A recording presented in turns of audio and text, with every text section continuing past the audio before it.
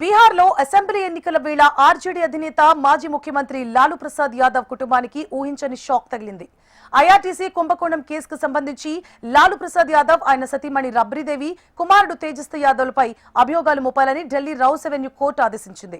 అభియోగాలను నమోదు చేసింది. దీంతో కేసు విచారణ దశకు చేరుకుంది.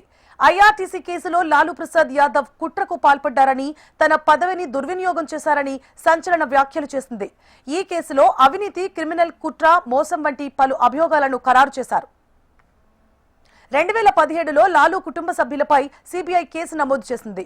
లాలూ ప్రసాద్ యాదవ్ కేంద్ర రైల్వే మంత్రిగా ఉన్న సమయంలో ఐఆర్టీసీ హోటళ్ల నిర్వహణ కాంట్రాక్టులను ప్రైవేట్ కంపెనీకి ఇవ్వడంలో అక్రమాలు జరిగాయని దర్యాప్తు సంస్థ ఆరోపించింది. తాజాగా ఛార్జ్ షీటు దాఖలు చేసింది.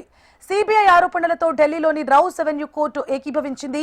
ఐఆర్టీసీ కేసులో అభియోగాలు నమోదు చేయాలని ఆదేశించింది.